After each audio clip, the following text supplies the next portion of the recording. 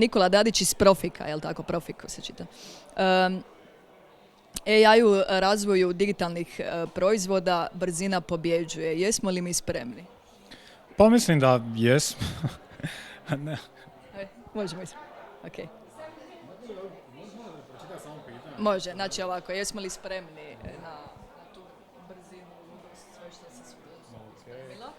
I druga stvar, omjer te znači brzine koja nas poklopi i što se dogodi putem sa kvalitetom, što je sa regulativom, recimo. Ali ono mislim kako iskontrolirati to da ne pobjedi samo brzina, jeli? Da ne... Može. Ok. I ne mora se nagledati. Da, samo gledajte u mene. Znam, ovo je teško. Ok. Nikola Dadić, Profiko. AI u razvoju digitalnih proizvoda brzina pobjeđuje. Jesmo li mi spremni? Pa mislim da jesmo. U biti ono što bi nam ta brzina što nam donosi je zapravo da bi se konačno mogli baviti s onih 20% stvari koje čine razliku. Praktički tih 80% sad AI može odraditi za nas, a nama ostaje tih 20%, odnosno da se bavimo tim malim detaljima da taj proizvod se ističe naspram svih ostalih proizvoda. Koji su to recimo tih 20%? Šta bi to bilo? Tipa na predavanju sam pričao kako dođemo do tog wireframe-a u jako kratkom roku.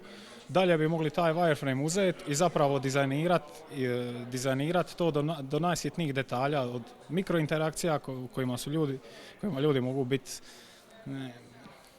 loši. Ali nemojte se opterećivati toga.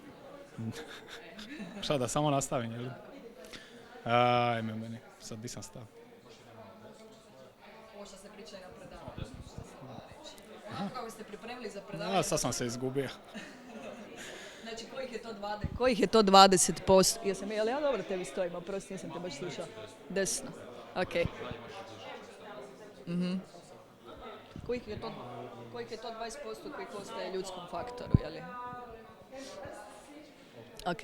Kojih je to 20%?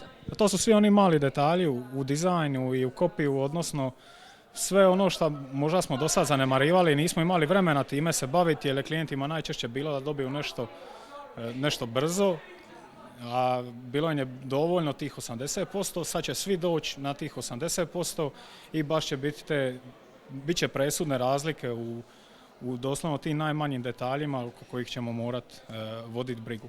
Ono isto tako što mislim je da će sama digitala postati puno interaktivnija nego što je do sad bilo. Kažemo brzina pobjeđuje, svi žele biti prvi, ali kako tu ostaviti prostor i kvaliteti,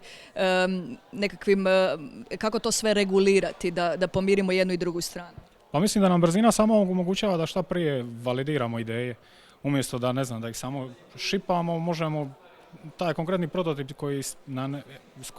sa AI koji možemo napraviti nam pomaže da šta prije skužimo je li nešto nam funkcionira ili ne funkcionira i donositi odluke i vidjeti u kojem smjeru se dalje razvijati.